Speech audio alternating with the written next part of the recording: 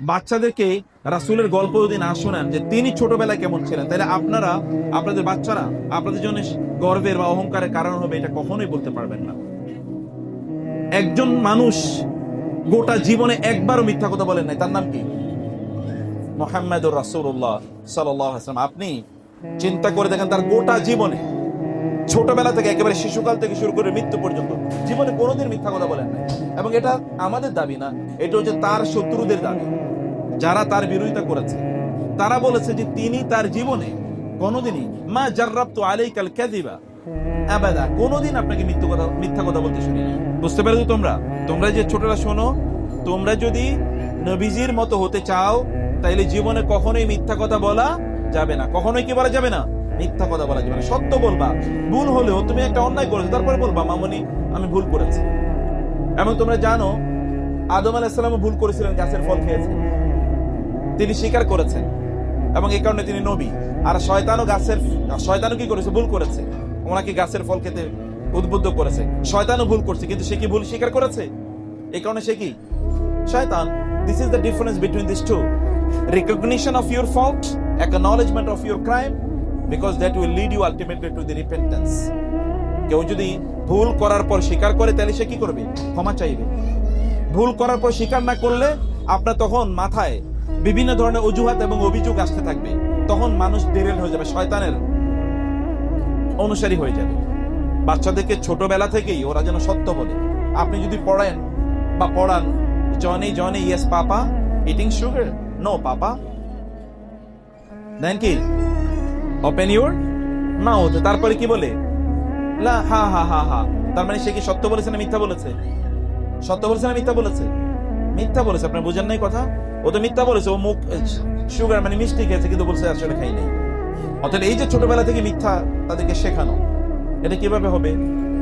আপনাদেরকে এই যে ইসলামিক স্কুলগুলোর মূল কাজ তো এখানে, যে কোথায় আসলে রং কোথায় ভুল সেটা আসলে দেখিয়ে দেয়া। বাচ্চাদের জন্য তিনি কখনোই মিথ্যা কথা বলতেন না। এবং বাচ্চাদের জন্য আরেকটা জিনিস হচ্ছে, তিনি যেটা করেছেন, তিনি ছোটবেলায় তাকে বড় করেছেন তার মা, শহর থেকে একটা গ্রামে একটা জায়গায় পাঠিয়ে দিয়েছেন। সেখানে কি করার জন্য? সুন্দর করে কথা শেখা, ভাষা শেখা, এবং সেখানে ওই নির্মল আবহাওয়ায় বড় হয়ে ওঠা। এখন আপনারা বলেন, আপনাদের বাচ্চারা তো জিজ্ঞেস করলে কথাই বলে না, তাহলে ওরা বড় আলেম হবে কিভাবে? বড় আলোচক হবে কিভাবে? বড় ভালো মানুষ হবে কিভাবে? সমাজের নেতা হবে কিভাবে? কথা না বলে নেতা হওয়া যায় নাকি? অথচ দেখেন তো তিনি ছোটবেলা থেকে ওইখানে কথা বলে শিখেছেন, এবং শুদ্ধ করে।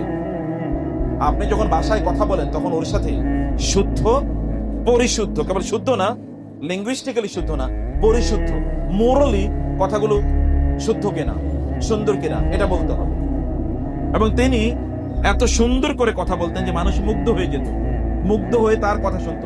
এমনকি তিনি যখন কোরআন তেলাওয়াত করতেন তখন তার শত্রুরা রাতের অন্ধকারে গিয়ে লুকিয়ে লুকিয়ে কোরআন তেলাওয়াত শুনতো না।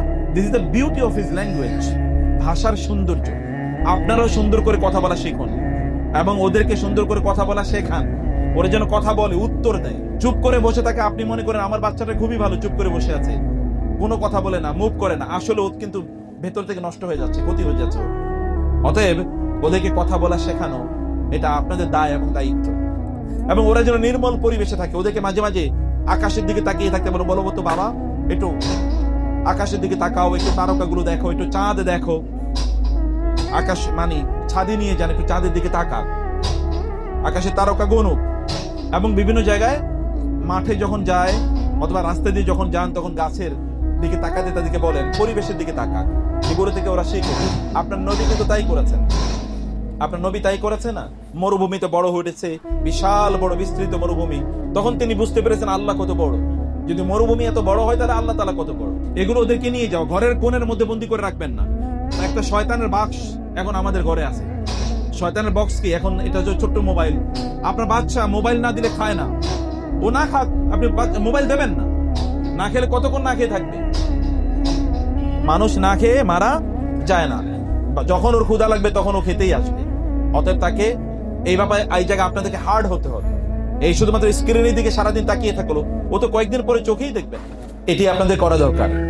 বাচ্চাদের জন্য খেলাধুলার ব্যবস্থা করবেন সকালবেলা, এটা মাস্ট করে দেন, ফরজ। যদি আপনারা আপনাদের বাচ্চাদেরকে সকালবেলা ঘুম থেকে উঠাবেন, ফজরের আগে, সূর্য ওঠার আগে, তোমরা বুঝতে পারছো? যদি চান যে আপনাদের বাচ্চারা বড় হোক, তাইলে কষ্ট করেন, এখন কষ্ট করেন, নাহলে গোটা জীবন কাঁদতে হবে। এই যে মায়েরা কষ্ট করেন, রান্নাঘরে সময় কমে দেন, বাবারা বাইরে সময় কমে দেন, অথবা বাইরে আয় ইনকাম করেন, নো প্রবলেম, কিন্তু ওদেরকে সময় দেন। মায়েরা বিশেষ করে, আপনাদের বাইরে তো কাজ নাই, আপনাদের বাচ্চাদেরকে সময় দেন। যদি চান আপনাদেরকে লোকেরা সেলুট করুক, আপনাকে দেখতে আসুক যে ওই সন্তানের মাটা কেমন, যে এরকম একটা সন্তানের মা তিনি হতে পারলেন, এটা লোকেরা আপনাকে সেলুট করুক। লোকেরা আপনাকে দেখতে আসার অনুভব তাদের মধ্যে তৈরি হোক, যে আপনার সন্তানকে বলে তোমার মাকে একটু দেখতে যাব, তোমাকে কিভাবে বড় করলো। এখন কষ্ট করেন, নো পেইন নো গেইন ইংরেজিতে বলে। কষ্ট না করলে কোনোদিন মিষ্টি পাবেন না। অতএব আর্লি ঘুম থেকে উঠেন, ফজরের পরে ঘুমটাকে হারাম করে দেন। নিজেরা কোরআন তেলাওয়াত করেন, বাচ্চাদেরকে কোরআন তেলাওয়াত করতে দেন, তাসবিহ তাহলিল করেন। এরপরে ওকে আধা ঘন্টা জিম মানে বাসায় দৌড়াদৌড়ি করুন। যদি শরীরের দিক থেকে শক্তিশালী না হয়, তাহলে শয়তানের বিরুদ্ধে যুদ্ধ করবে কিভাবে? শয়তানের বিরুদ্ধে যুদ্ধ করবে কিভাবে? ও শারীরিকভাবে শক্তিশালী না। এবং ফুড খাওয়ান পরিমিত, নিয়মিত। আমি আসার সময় আমার ওয়াইফকে বলেছি যে আমি ছোটবেলায় কোনোদিন, কমপক্ষে ইন্টারমিডিয়েট পড়া পর্যন্ত, কোনোদিন দুপুরে খেয়েছি আমার মনেই পড়ে না। দুপুরে যে খাই এই কথা শুনিও না জীবনে কোনোদিন। তাহলে খেতাম কখন? ফজরের পরে, ফজর নামাজের পরে নাস্তা করতাম, 9টা বা 8:30 9টার দিকে দুপুরে মানে মূল খাবার খেতাম। এরপরে স্কুল বা মাদ্রাসায় চলে যেতাম, ওইখান থেকে আসতাম হলো 4টার দিকে। 4টার দিকে এসে কোনোদিন খেয়েছি এরকম রেকর্ড খুব কম, খেলে অথবা মুড়ি চিরা এরকম। এরপরে মাগরিবের পর খেয়ে নিয়েছি, সর্বোচ্চ 3 বেলা খেয়েছি আমরা জীবনে। এবং যারা বড় হয়েছে তারা এইভাবেই হয়েছে। এই যে আপনি সারাদিন ওদের খাবারের পেছনে সময় দিচ্ছেন, দুপুরে খাও, রাত্রে 12টা 1টা 2টায় খাও, এই বাচ্চারা জীবনে কোনোদিন কিছুই করতে পারবে না। ও তো ঘুম থেকেই উঠতে পারে না, ও বিশ্ব জয় করবে কিভাবে? তাই না? আপনার নবী কি করেছেন দেখেন তো, তার শরীরের রোবাস্ট হেলথ দেখেন। 63 বছর বয়সে তিনি শক্তিশালী, মহাশক্তিশালী এবং মহা সাহসী। বাচ্চারা তেলাপোকা দেখে ভয় পায়। আপনি কেমন মা, কেমন বাবা? ও তেলাপোকা দেখলে ভয় পেলে ও তাহলে সিংহ কিভাবে মারবে? ওরা কিভাবে সিংহ অথবা এর বিরুদ্ধে কিভাবে তারা যুদ্ধ করবে? শয়তানের বিরুদ্ধে তারা কিভাবে যুদ্ধ করবে? ওদেরকে দিয়ে আপনি যে কাজ করাবেন, কিভাবে কাজ করাবেন? আপনি কাজ করাতে পারবেন?